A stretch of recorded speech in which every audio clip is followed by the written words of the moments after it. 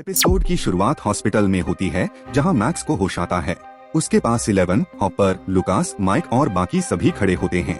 सबको थोड़ी राहत मिलती है, लेकिन मैक्स तुरंत बता देती है कि वेक्ना को पता चल जाएगा कि वो बच गई है और वो वापस आएगा।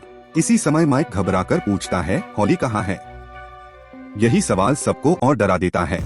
हॉली वेक्ना की लेयर में फंसी हुई है बाकी बच्चों के साथ, जहां वो टेंटेकल्स द्वारा हवा में लटकी हुई है। एक रहस्यमयी लिक्विड उसके मुंह में डाला जा रहा है। कुछ कोशिश के बाद हॉली खुद को छुड़ा लेती है। उसके मुंह से एक काला शैडो बाहर निकलता है। वो भागती है और एक सुनसान डेजर्ट में पहुंच जाती है। वेक्ना धीरे धीरे जागने लगता है। कुछ समय बाद हॉली डेजर्ट में भाग रही है। उसे जमीन में एक लाल चमकता क्रैक दिखाई देता है। डर की वजह से वो उसमें कूद जाती है और नीचे गिरते हुए अपसाइड डाउन में पहुंच जाती है। उसकी चीख गूंजती है जो नैन्सी तक पहुंचती है। नैन्सी आवाज पहचान लेती है। इधर स्टीव, डस्टिन, जोनाथन और नैन्सी एक गूफिल्ड रूम से निकलते हैं और डस्टिन को डॉक्टर ब्रेनस 1983 की एक नोटबुक मिलती है।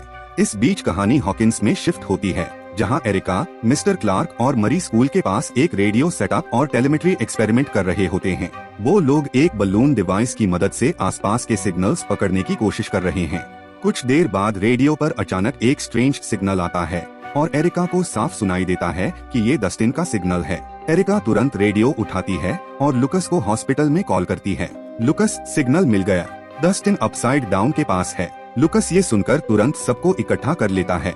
मिलिट्री बाहर घूम रही होती है, लेकिन सिग्नल की वजह से ग्रुप चुपचाप हॉस्पिटल से निकलने में कामयाब हो जाता है। कैरन भी रेस्क्यू में साथ जाना चाहती है, लेकिन माइक उसे रोकता है ताकि वो सुरक्षित रहे। सब लोग हॉकिंस लैब में पहुंचते हैं और वहीं रेडियो पर डस्टिन की आवाज दोबारा आती है। क्या मेरे कान बज रहे हैं? उसने सच में कहा उसे हॉली मिल गई। इसके बाद टीम निकल पड़ती है और रास्ता बनाकर अपसाइड डाउन में प्रवेश करती है। अंदर पहुंचने पर 11, हॉपर, काए, माइक, रॉबिन, मरी, एरिका और मिस्टर क्लार्क की मुलाकात डस्टिन, जोनाथन, स्टीव और नैन्सी से होती है। सब एक दूसरे को देखकर राहत महसूस करते हैं, लेकिन जल्दी ही सबको समझ आता है कि हॉली वहाँ नहीं है। नैन्सी बताती है कि उसने हॉली की चीख सुनी थी, वो हवा में लटकी हुई थी और किसी अदृश्य ताकत ने उसे खींच लिया। नैन्सी बताती है कि इसके पीछे वो ही होगा, ये वेक्ना है। वो करीब आता है और हॉली बेहोश होकर उसके पीछे तैरती चली जाती है। वेक्ना उसे वापस अपनी लेयर में ले जाकर टेंटेकल्स से जोड़ देता है। टीम को यही पता चलता है कि हॉली अभी भी वेक्ना के पास है और अपसाइड डाउन में आने के बाद भी वो उसे वापस नहीं मिली। बस यही सच्चाई उन्हें आगे बढ़ने पर मजबूर करती है। डस्टिन बताता है कि उसे शायद पता है हॉली कहाँ है, पर उधर पहुँचना मुश्किल होगा। वो सबको बताता है कि अपसाइड डाउन कोई अलग डायमेंशन नहीं है, ये एक इंटरडिमेंशनल ब्रिज है, एक तरह का वॉर्म होल जो स्पेस टाइम को फाड़कर बना है। इस ब्रिज को जोड़कर रखने वाली एनर्जी है एक्सोटिक मैटर, जो हॉकिंस लैब के ऊपर अपसाइड डाउन वाले हिस्से में मौजूद है। इसी एक्सोटिक मैटर की वजह से ये रास्ता खुला है और हॉकिंस तक कनेक्शन बना हुआ है। डस्टिन इस दूसरी दुनिया को नाम देता है द एबिस, जहाँ से माइंड फ्लेयर, डेमोगोर्गन्स और बाकी क्रीचर्स आए हैं। मिस्टर क्लार्क भी कंफर्म करते हैं कि यही वो जगह है जहां से ये सारी ईविल की शुरुआत हुई थी। मैक्स याद करती है कि हॉली ने कहा था हेनरी इन दोनों वर्ल्ड्स को जोड़ना चाहता है। सच्चाई ये है कि हेनरी हॉकिंस और द एबिस को कोलाइड करने की कोशिश कर रहा है, और अगर लुकस की थ्योरी सही है तो ये सब आज रात होने वाला है। वो प्लान बनाते हैं कि हमें 2000 फीट ऊपर जाना होगा, काली दुनिया ढूंढकर बच्चों को बचाना होगा और वेक्ना को मारना होगा, इससे पहले कि दोनों दुनिया एक हो जाए। फिर इस प्लान को एग्जीक्यूट करने के लिए सब काम आपस में बांट लेते हैं। 11 काए वेक्ना को सीधे माइंड लेवल पर रोकेंगे। डस्टिन एक्सोटिक मैटर पर बम लगाकर ब्रिज को ध्वस्त करेगा। हॉपर, नैन्सी अपसाइड डाउन के अंदर सोल्जर्स को रोकेंगे।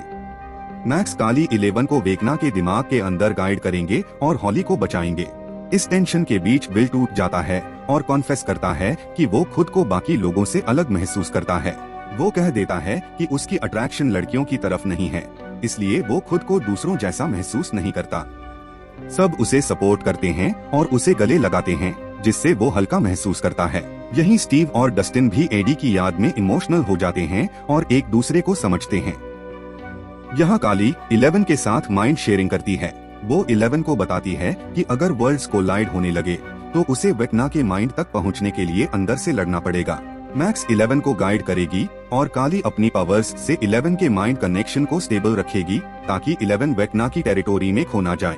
इसी शेयरिंग के दौरान काली बोलती है कि अगर फाइनल मोमेंट आया तो शायद उन्हें वहीं रुकना पड़े ताकि एक्सपेरिमेंट्स और ये साइकिल दोबारा शुरू ना हो। 11 चुपचाप सुनती है और बिना शोर किए अग्री कर जाती है। इसके बाद टीम एक ट्रक में बैठकर अपसाइड डाउन के एंट्रेंस की तरफ बढ़ती है।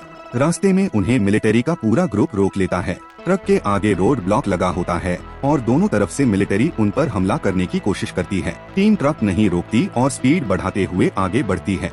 मिलिट्री और टीम के बीच फाइट होती है, गोलियां चलती हैं और वो रास्ता बनाकर आगे निकलते हैं। हॉपर और नैन्सी कवर देते हैं ताकि बाकी लोग सुरक्षित ट्रक में रह सकें।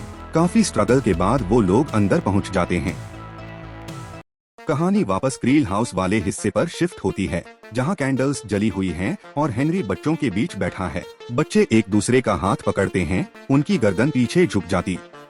यहीं वर्ल्ड्स कोलाइड होने की शुरुआत दिखती है।